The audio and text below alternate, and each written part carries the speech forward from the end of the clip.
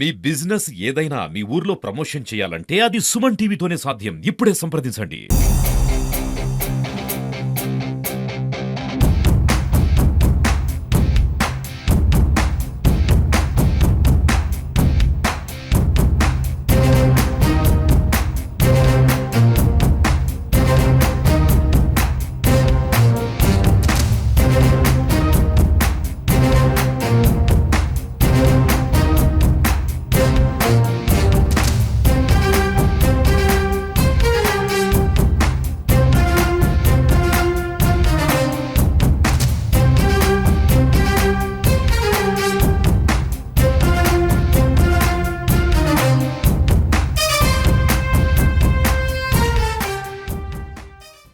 ఈ దేశంలో మహిళలకు విద్య ఎంత అవసరమో చెప్పినటువంటి సావిత్రిబాయి పూలే గారి జయంతి 3వ తారీఖున్నది. ఆ జయంతిని పురస్కరించుకొని మరి కవితక్క గారి ఆధ్వర్యంలో ఇందిరా పార్క్ దగ్గర మరి పెద్ద సభను ఏర్పాటు చేయడం జరిగింది.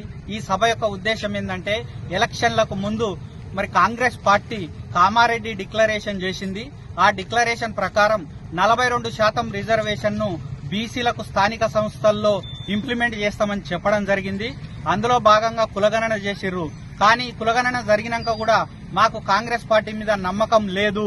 వాళ్ళు ఈ 42% రిజర్వేషన్ ని ఇంప్లిమెంట్ చేయకుండా ఎలక్షన్లకు పోవాలని చెప్పి వాళ్ళు ప్రయత్నం చేస్తా ఉన్నారు. ఈ ప్రయత్నాన్ని అడ్డుకుంటానికే మేము ఇందిరా పార్క్ దగ్గర కాంగ్రెస్ పార్టీకి వ్యతిరేకంగా మరి కవితక్క గారి ఆధ్వర్యంలో పెద్ద సభను నిర్వహించడం జరుగుతుంది.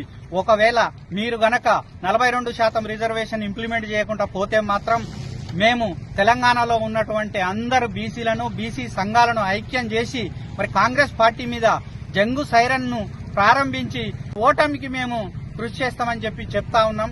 అదే విధంగా మేము బీసీలుగా మేము 60% పైనే ఉన్నాం. ఈ 60% పైన ఉన్న మాకు 42% రిజర్వేషన్ ఇస్తామని వాళ్ళు చెప్తున్నారు. దీన్ని ఏ విధంగా చెప్తున్నారని చెప్పి మేము కాంగ్రెస్ పార్టీని అడుగుతా ఉన్నాం. మరి కవితక్క గారు అభినవ సావిత్రిబాయి పూలే లాగా బీసీల కోసం ఈ రోజు పెద్ద ఉద్యమాన్ని నిర్మిస్తా ఉన్నారు. ఈ ఉద్యమానికి తెలంగాణ బీసీలంతా మద్దతు తెలపాలని చెప్పి నేను విద్యార్థి జేఏసీ అధ్యక్షునిగా మిమ్మల్ని కోరుతా ఉన్నాను. బీసీలకు 42% రిజర్వేషన్ను బీసీలకు 42% రిజర్వేషన్లను కామారెడ్డి డిక్లరేషన్ను బీసీల ఐక్యత బీసీలకు ఐక్యత 42% రిజర్వేషన్ను ఆంధ్ర పార్క్ లో జరిగే మహాసభను బీసీలకు 42% రిజర్వేషన్ను బీసీలకు 42% రిజర్వేషన్ను బీసీ డిక్లరేషన్ను అమలు చేయాలి. స్థానిక సంస్థల్లో 42% రిజర్వేషన్లు. జై బీసీ, జై బీసీ, వద్దిల్లాలి బీసీల ఐక్యత, వద్దిల్లాలి బీసీల ఐక్యత. జయప్రదం చేయండి ఇందిరా పార్క్ వద్ద జరిగే బీసీ మహాసభను. జయప్రదం చేయండి ఇందిరా పార్క్ వద్ద జరిగే బీసీ మహాసభను. 42% రిజర్వేషన్ బీసీల రిజర్వేషన్ అమలు పరిచినాకనే బీసీలకు 42% రిజర్వేషన్ ను